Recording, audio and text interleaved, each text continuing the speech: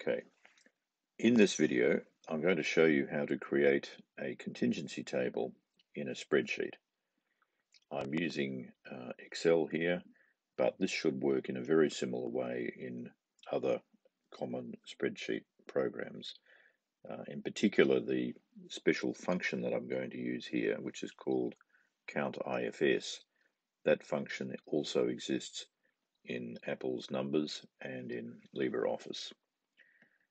Now, the first thing you need to do is get your headings set up correctly in your 2x2 table.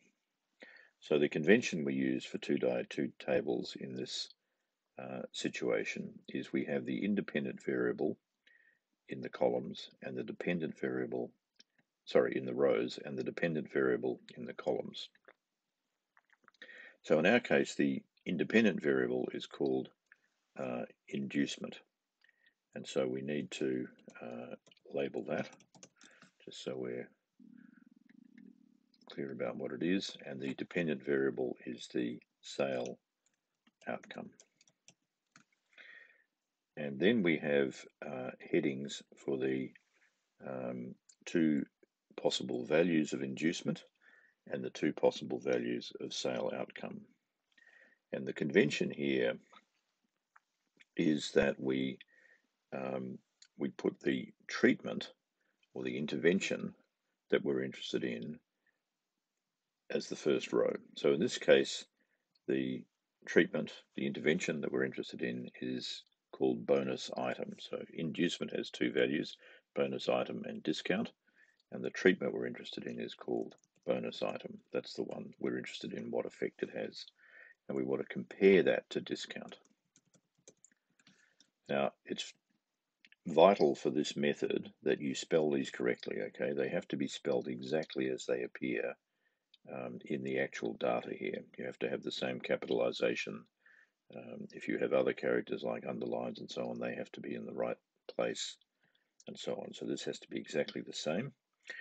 And then we do the same thing for the dependent variable, sale outcome. So in this case, the convention is that the outcome that we are interested in is in the first column. And the outcome that we're interested in is called completed sale. And the one we're not interested in is called no sale. So we will need to type that again exactly as it appears, like that. And then no sale, like that. So we just check, make sure we've got it spelled correctly. Now, I've put A, B, C, D there. They're the labels that we conventionally give to these four cells. So if you've got things in the right order, if you've got the independent variable on the left and you've got the treatment in the first row of that, and if you've got the outcome of interest in the first column, then this is A, B, C, D, and there are some formulas that we use for calculating things like odds ratios and so on that use that terminology. So the odds ratio, for example, is A times D divided by B times C. But we don't need those in there for what we're doing now. We're going to put in actual numbers. So here's how we get the numbers. The first thing we do, this is not an essential part of the process, but it makes it easier to follow, and it's generally a good practice, is we've got two columns of data here, and we're going to give them names.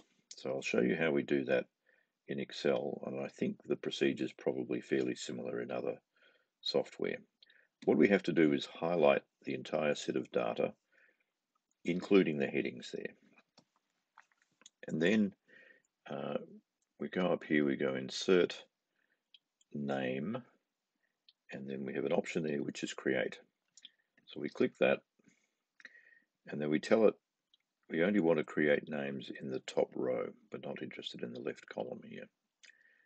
And then we hit OK. Now what that does, if you look over in the left here, you'll see there's a little box there which gives you the address of cells, or if you highlight a range, actually it doesn't give you the range, it doesn't matter. Next to that, you can pull up a drop-down box and there's your name. So if I click on inducement there, that will highlight the data in that column. It doesn't highlight the heading, but it highlights the data. And similarly with, I can have my cursor over here, but if I select sale outcome there, that will select the data in the sale outcome column. And then I can use those names in formulas, so that makes life quite a bit easier, especially when you have complicated formulas. So what we want to do is in this first column, in cell A here, we want to count the number of times that the bonus item and completed sale pair occur in our data like that. So what we do is this. We go count IFS, so equals count IFS. This is the name of the function. And then we're going to put in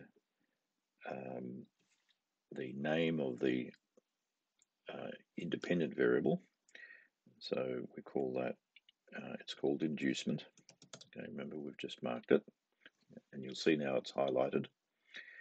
And then we need to put in a reference to this cell here that contains the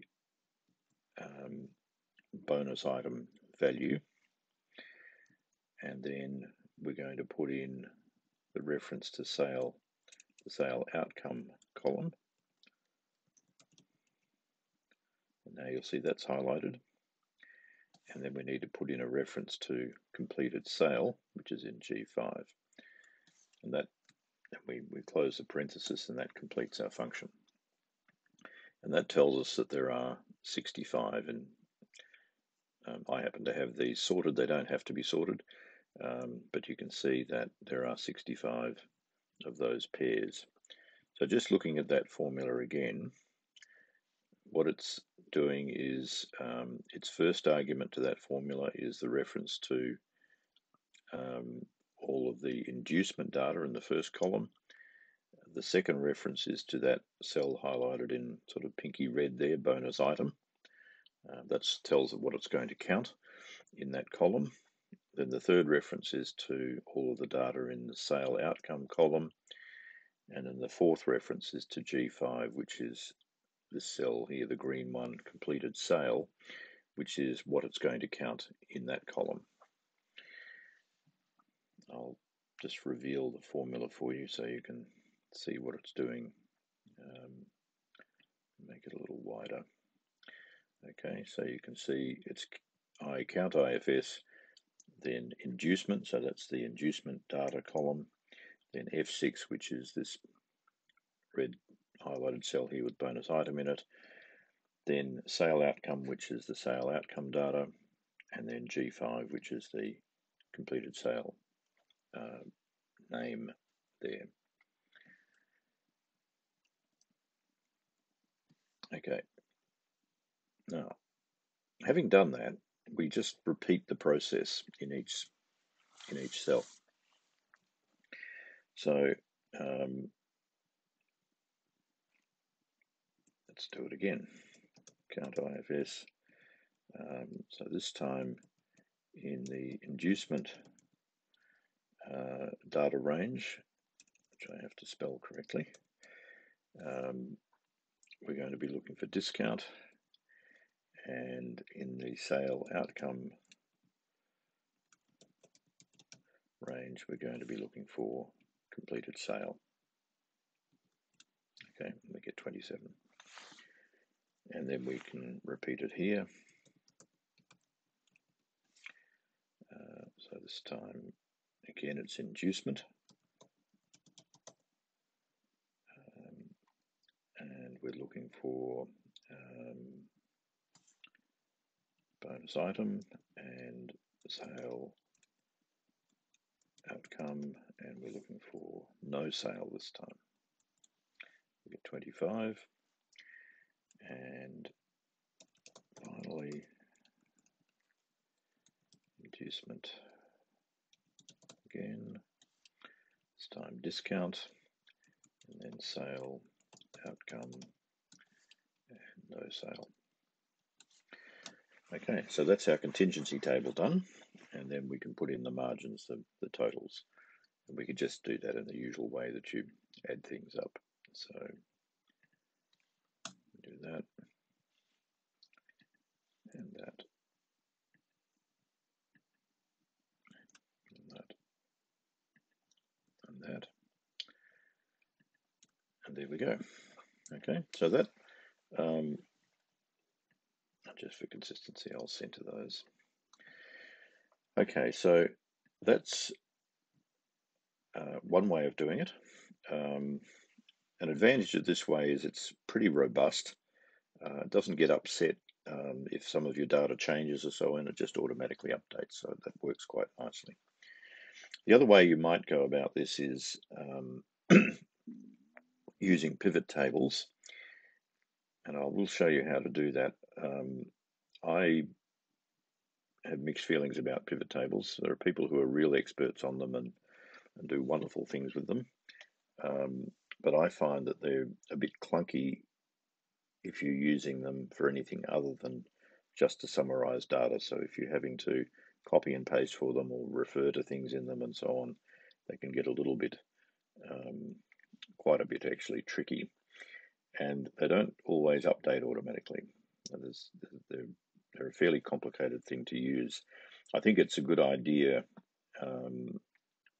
if you haven't already, to learn how to do some things with pivot tables, because it's a skill that's often appreciated in the workplace, but you do need to be a little bit careful with them.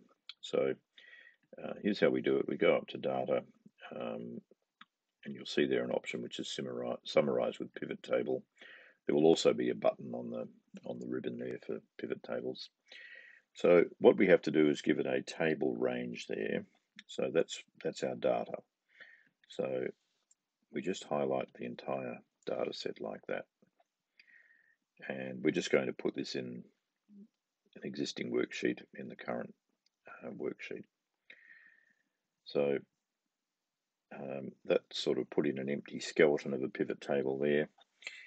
Now we want the sale outcome to be in the columns. That's our dependent variable. And we drag inducement down to the rows. That's our independent variable. And then we want to get totals, and we can just do that by grabbing one of these and putting it into values, and that gives us the result. Okay, so you'll see there, effectively we've got the same result. It's a lot quicker. It's just that as I say, I don't regard it as being quite as robust as the other method. So it's your choice which way you use. All you actually are going to need for practical purposes is those four numbers in the middle there, that's the main data that you're going to be working with. So I'll save this file, and I'll post it on Wattle together with the video. Thanks.